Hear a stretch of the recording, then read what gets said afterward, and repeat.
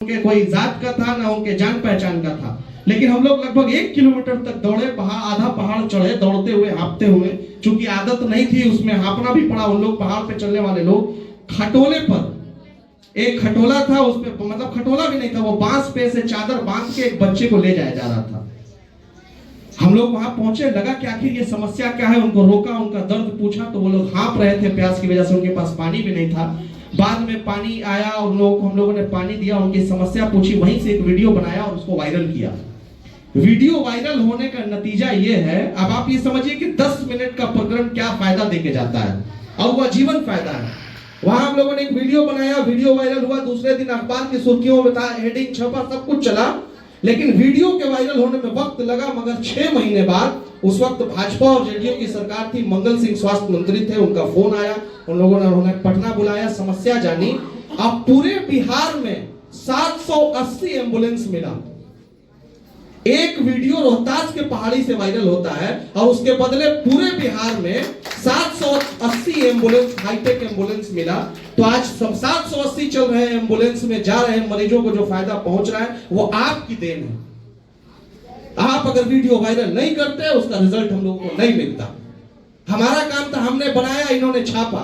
पढ़ना और उसकी गंभीरता, आप या आप तमाम जनप्रतिनिधियों कितना गंभीर लेते हैं मुद्दे को, बहुत जरूरी है। हमको लगता है बदलाव के लिए हम सबका एक हो जाना जरूरी है। बाबा भीमराव अंबेडकर ने जो बार बार बात कही है संविधान में कि हम भारत के लोग, हम भारत के लोग, हम भारत के लोग, मंदिर जाना होगा हम हिंदू हो जाएंगे, मस्जिद जाना होगा हम मुसलमान हो जाएंगे, अपनी अपनी आस्था के वक्त में अपना अपना धर्म, और जब भारत के विकास की बात हो, राष्ट्र के विकास की बात हो, तो हमारी एकता, जटिल एकता मजबूती के साथ होकर चीख चीख के कहना होगा कि हम भारतीयों के साथ। सबको हृदय से मेरा सलाम, प्रणाम।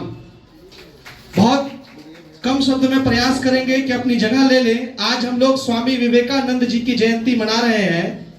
उनकी एक बात जो मुझे सबसे ज्यादा प्रेरित करती है कि उठो, जागो, संघर्ष करो, और तब तक करते रहना है जब तक लक्ष्य को नहीं पा जाना है।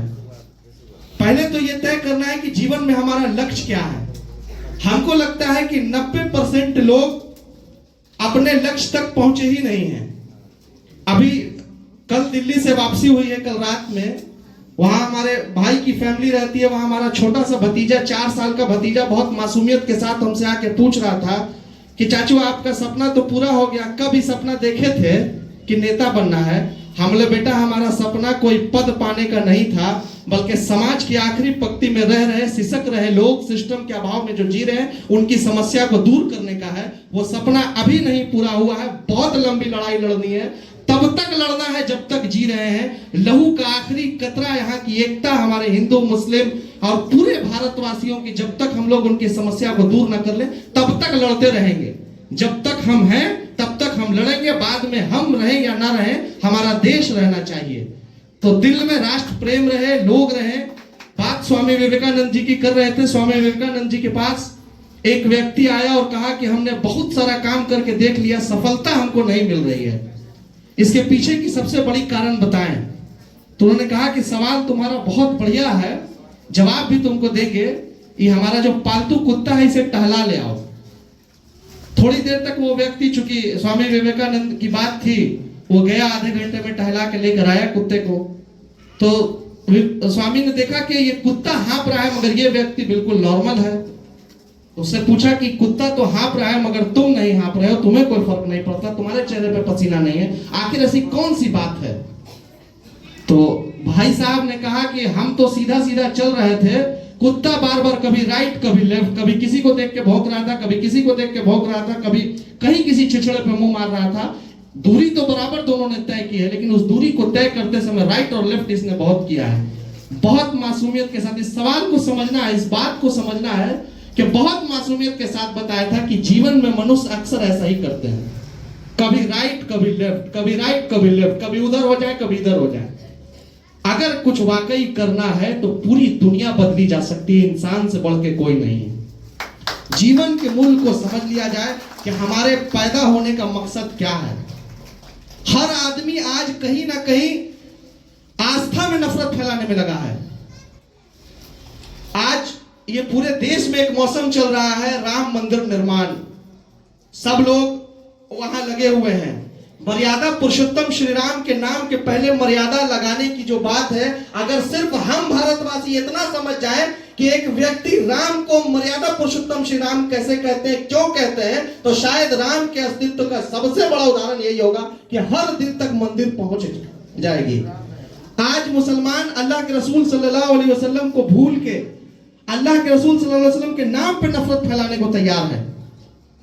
उसको बस ये दिखता है कि हिंदू ये कर रहा है, हिंदू वो कर रहा है। अगर इस्लाम की विचारधारा को समझना है तो किसी तुराब न्याजी जैसे गुनाहगार या फटके हुए मुसलमान को देखने से नहीं, अल्लाह के रसूल सल्लल्लाहु अलैहि वसल्लम को देखना होगा और समझना होगा। और तब ये बात समझ जानी होगी कि चाहे तुम्हारा पड़ोसी किसी जात किसी धर्म का होगा, अगर वो भूखा रह गया और रात तुमने पेट भर खाना खाया है, तुम नाम से उर्दू नाम वाले मुसलमान होगे, लेकिन कल कयामत के दिन तुम्हारा रब और तुम्हारा रसूल तुमसे मुंह फेर लेगा, अगरचे वो पड़ोसी हिंदू भी हुआ तो।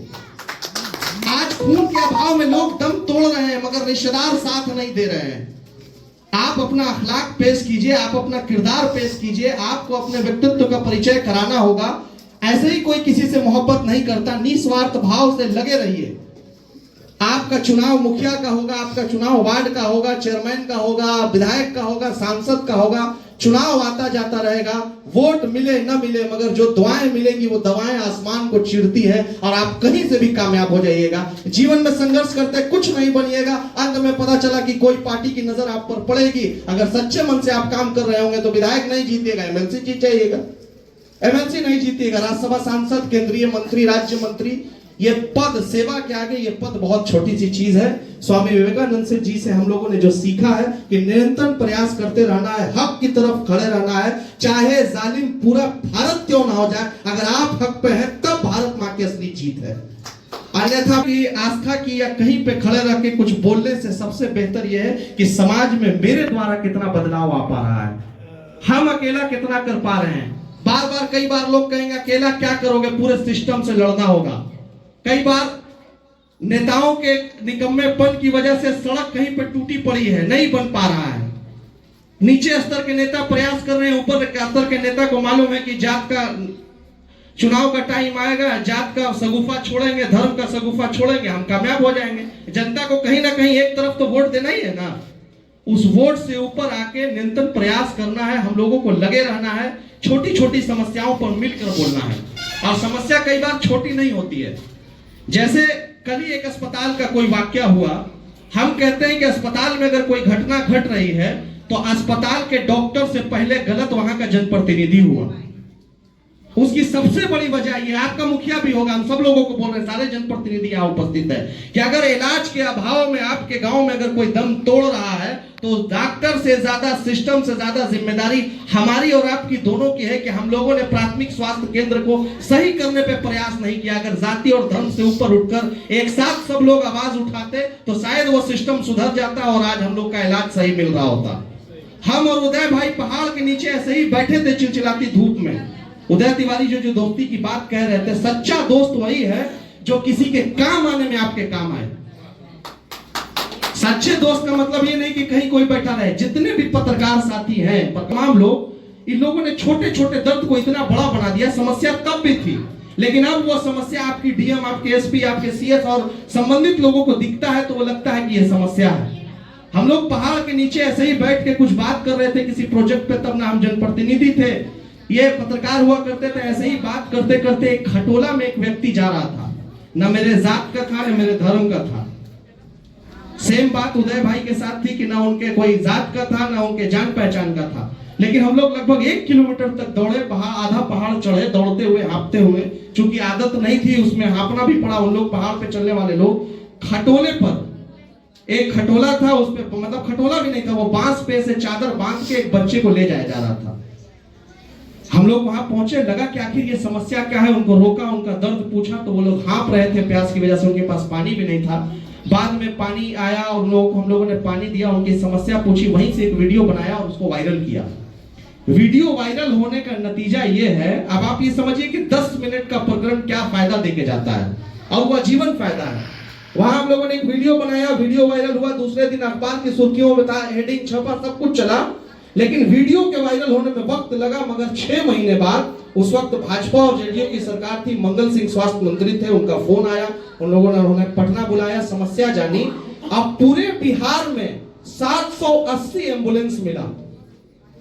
एक वीडियो रोहतास के पहाड़ी से वायरल होता है और उसके बदले पूरे बिहार में 780 एम्बुलेंस, हाईटेक एम्बुलेंस मिला। तो आज 780 चल रहे एम्बुलेंस में जा रहे मरीजों को जो फायदा पहुंच रहा है वो आपकी देन है। आप अगर वीडियो वायरल नहीं करते, उसका रिजल्ट हम लोगों को नहीं मिलता। हमारा काम था, हमने बनाया, इन्होंने छापा। पढ़ना और उसकी गंभीरता आप या आप तमाम जनप्रतिनिधियों कितना गंभीर लेते हैं मुद्दे को, बहुत जरूरी है। हमको लगता है बदलाव के लिए हम सबका एक हो जाना जरूरी है। बाबा भीमराव अंबेडकर ने जो बार बार बात कही है संविधान में कि हम भारत के लोग, हम भारत के लोग, हम भारत के लोग, मंदिर जाना होगा हम हिंदू हो जाएंगे, मस्जिद जाना होगा हम मुसलमान हो जाएंगे, अपनी अपनी आस्था के वक्त में अपना अपना धर्म, और जब भारत के विकास की बात हो, राष्ट्र के विकास की बात हो, तो हमारी एकता, जटिल एकता मजबूती के साथ होकर चीख चीख के कहना होगा कि हम भारत के लोग, हम लोगों को यूनाइट होना है, हम लोगों को एक रहना है और कुछ न कुछ क्षेत्र में बदलाव करके ही दम लेना है। हम तब तक चुप नहीं बैठेंगे जब तक अपने रोहतास को पिछड़ेपन के अंधकार से निकाल के बिहार के सबसे सर्वश्रेष्ठ जिला में जब तक नहीं ला पाते, हम तमाम लोग न चुप बैठेंगे, न किसी को चुप बैठने देंगे। बहुत बहुत धन्यवाद, प्रणाम।